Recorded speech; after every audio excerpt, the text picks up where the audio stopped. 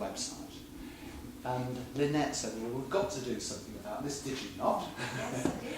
And what we've done is talked to an organisation called Reading Voluntary Action. And I went to see them possibly 2 or 3 months ago, and they identified someone who could actually guide me and look at what we've actually got set up. And it just, that simple bit of support from RVA enabled me to understand more thoroughly what we have already got set up that we're not exploiting in the website. They're now going to advertise for free for someone to help me do the work to update the website.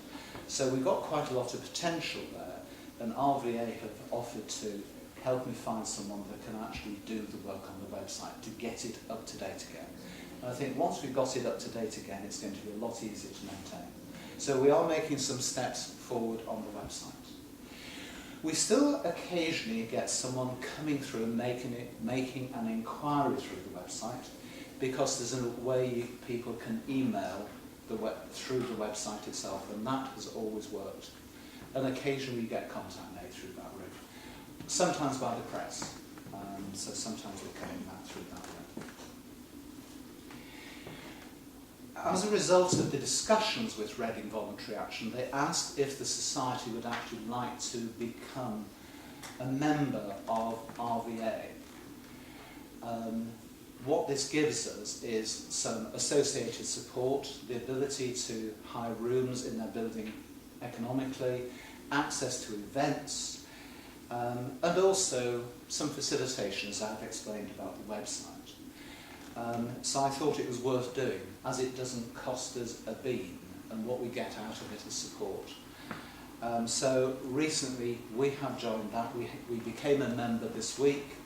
And if you're curious, if you do an inquiry on the website for Reading Voluntary Action Group, and once you're in there, look for Reading Civic Society, you'll see we have a presence there.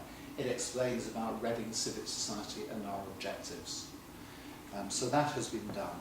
So it's all trying to put some outward communication in place.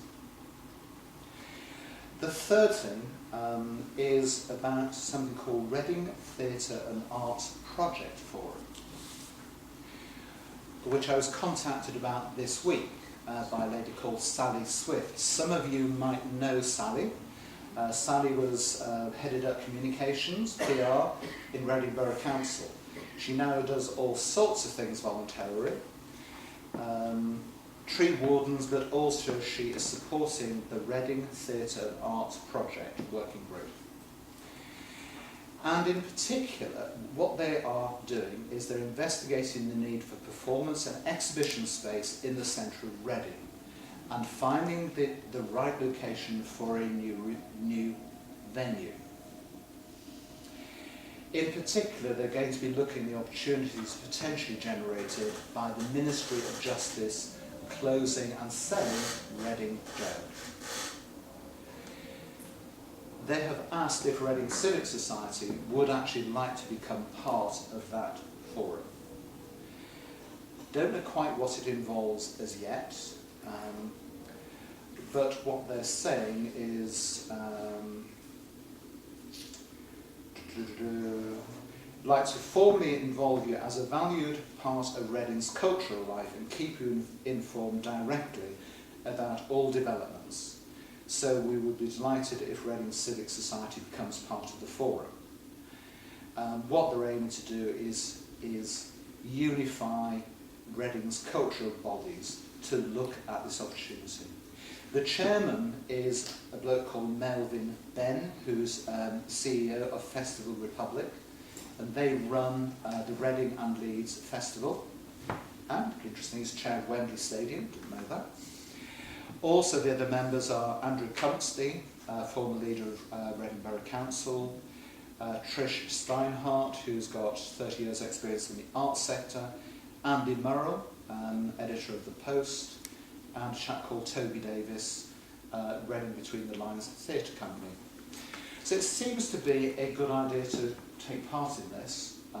Committee haven't even had the chance to know this is going on. This is me briefing them as it is to you. Just wonder what your views were on that, as you will hear. Do you think that's a good idea? Do you think it's something you should take part in? Yeah, Yeah? Okay. Right, committee. You're on. Did anyone else have any other business, any items they would like to raise? Or ask members of the committee? Yes? Can I promote the book, the new book? You can? Right. We have just received yesterday a book about the Fox Stores establishment in Reading. Fox Store photographer had an establishment in Reading for a few years. Tourist Press has just produced a new book about it. So I won't go on. I need to the table. Do have a look. Okay. Go on. Any questions at all about anything civic society business? Sorry, I wonder if you had any views about the potential extension of Crossroads to Reading. It's in the news. What do you think? Good? Good? Plus? Yeah, sensible. It's a train. What's your view? They have been saying what will happen in Oxford Street when a third of a million people get out of the train. Do you think it's a good thing to do? Well, maybe it's logical thing, doesn't it? Yeah. I mean, Reading is a great crossroads for changing trains, and to Yes. stop at Maidenhead. Yeah. I mean, I know Maidenhead's a sort of Heathrow, but it seemed an odd choice. It seemed, but Reading seemed more logical. It was money. Yes, I guess it was money. It was money.